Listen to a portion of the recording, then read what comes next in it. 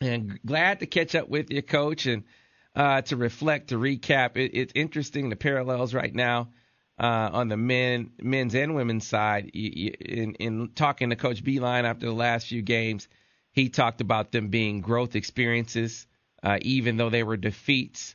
Curious when you look back at the last week, if you kind of see the defeats for your team in the same light. Yeah, it's funny. I listened to Coach Beeline on your show, and I listened to him speak publicly, and then he stopped by my office to make sure that I'm doing okay after some tough games. And we kind of have a lot of similar things, experiences, things that so it's quite interesting. And we're both young, and but we have a little bump in the road right now. Right. So starting off first with the game against Princeton, home contest. Boy, they looks like you ran into a hot shooting team. They were on fire against you last week, and I think you guys were up 13-12, and from that point on, they just went on a tear.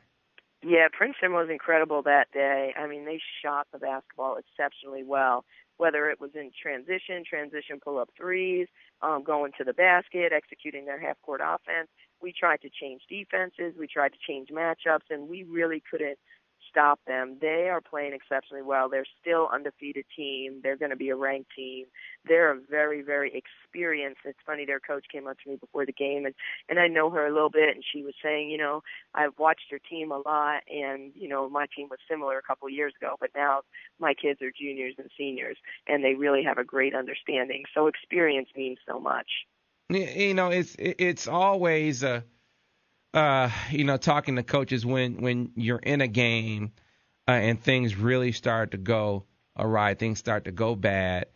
How your team responds, and with young teams, it seems to be a moment where you can teach them how to be in that moment as well. You're going to have bad games, but how do you respond in that moment? Did you kind of have that talk with your players in that game? Definitely, and I think that's something that inexperienced and young players have to learn, because a lot of them are coming from, straight from high school and experiencing this right now. And what happens in high school is when they get frustrated or when they're down, they usually shoot the ball. And they usually have the ball in their hands, and they're taking 25 to 30 shots a game, and they're able to make a play. But at the college level, at our level, you can't do that. So we have young kids that are how to respond to that. So it's when we teach them, hey, let's get up on the defensive end, get one or three steps and share the basketball, make the extra pass. You don't have to do so much. And I think the young kids really have to learn that it's about the team, and they don't really need to make a play, because most of them are coming from high school where they're, scoring 30 points, 40 points a game, and they're having to make every single play for their team. So trying to teach them that it's a team game and make the extra pass and just get stops on the defensive end. And if you're not playing well on the offensive end, if you can play defense, you're really going to help your team be successful. Mm-hmm. We're talking to Michigan women's basketball coach Kim Barnes Arico here on the Michigan Insider on Sports Talk 1050 WTKA, online at WTKA.com. And again, talking about the eerie similarities. So the men's team, they have some tough games last week, a tough defeat against Eastern Michigan at home, and then they have to go on the road against a top 5 team in Arizona. You lose the Princeton game, you got to go on the road against a top 5 team against in Notre Dame, and you said it last week, Coach. That is a very, very tough and talented opponent that you went to play on Saturday. Yeah, they're an incredible opponent. I think one of the other things too, Sam, is last week was a really tough week for our kids academically, and they were going through exams, they were going through papers, and they were coming into the office just fatigued mentally from their exam week and their paper week and their finals. And then we're playing an undefeated Princeton team and then headed on the road to play Notre Dame. So it was a tough academic week for our kids as well. But our kids were really excited for the opportunity, as I'm sure our men were, to go into a top team in the country to go and play on their home court. And Notre Dame has one of the greatest fan bases for women's basketball in the country. So we played in front of 10,000 people, and that was probably the largest crowd for a bunch of our kids to play in front of. And it was kind of a homecoming of sorts for Coach Duffy, our assistant coach, and she had her own cheering section behind our bench. So it was kind of neat for her. But they are a great program, a Hall of Fame coach, just, a program that we aspire to get to. And they hadn't always been at that level. Muffet McGraw has done a tremendous job. But it gave our kids an opportunity to compete against the best kids in the country, all-American basketball players. And I thought we did a really good job. We were stuck on 9. The game was close initially. Then they pulled away. We were stuck on 9, kind of similar to Princeton. We couldn't score, and we had some really great shots. And then we kind of found our way again, and we scored a little bit and kept it close. And then they made a run again. But it was a contest where we couldn't really score. We had some great looks, and it was a combination of probably playing at their place, their defense, and our kids being a little nervous. I mean, Caitlin Flaherty, who's our lead scorer and a great shooter, was 1 for 11, and Nicole Elmblad was 1 for 8. And anytime you have two of your, top kids really in struggle to score, it's going to be tough to beat a top team in the country. So Coach, trying to find the positives even in defeat.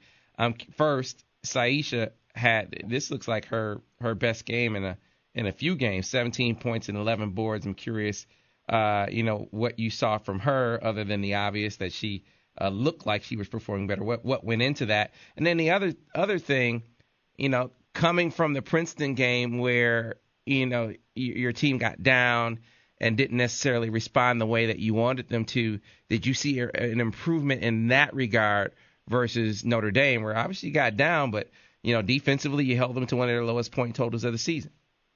I think we definitely progress between those two games.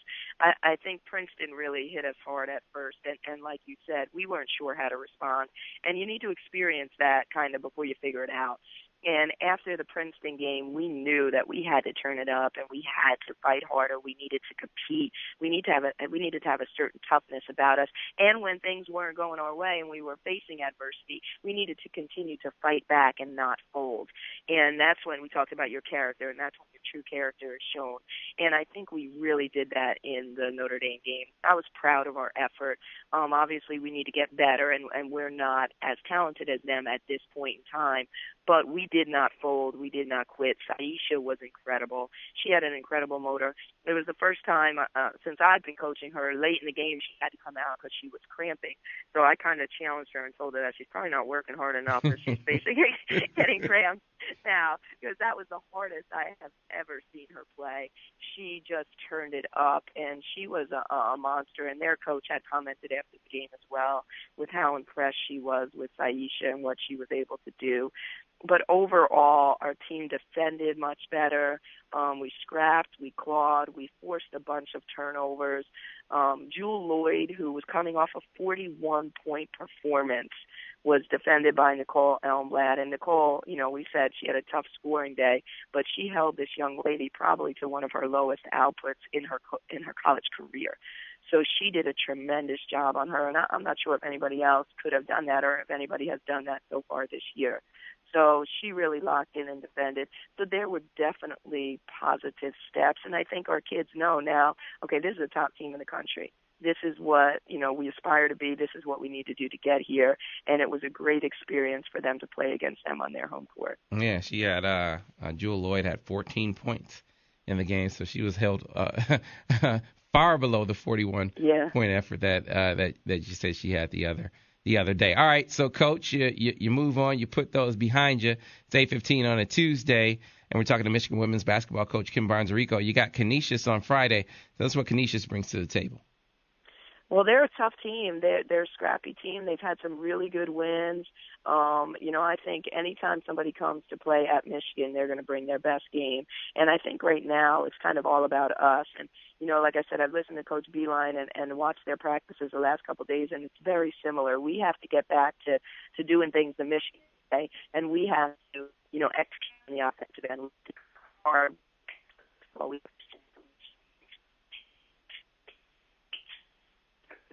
So.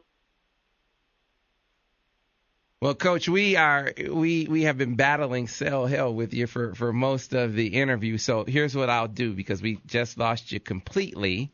So, folks, I want to let you know a few things. Obviously, Michigan is playing Canisius Friday at 7 o'clock.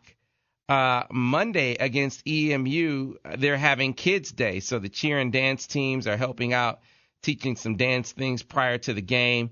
Santa will be there, face painting and sign making. The doors of the Player Development Center open at 10, and doors to Chrysler at 10:30. Kids in 8th grade and under are free. High school teams can submit rosters for free admission, and adults are just $3. So they're hoping for a big crowd, hoping that you can come out, really support the Maize and Blue on Monday against Eastern Michigan. Lots of great things for the kids and even the family to partake in. So hopefully you can make it on out, not just Friday against Canisius, but also Monday against the Eastern Michigan Eagles. And again, I want to remind you, from 10:30 until 12:30, 10:30 a.m. until 12:30 in the Chrysler Center Concourse, Santa will be there. So hopefully you can get on out and support the Maize and Blue. I want to thank Michigan women's basketball coach Kim Barnes-Arico for coming on with us this morning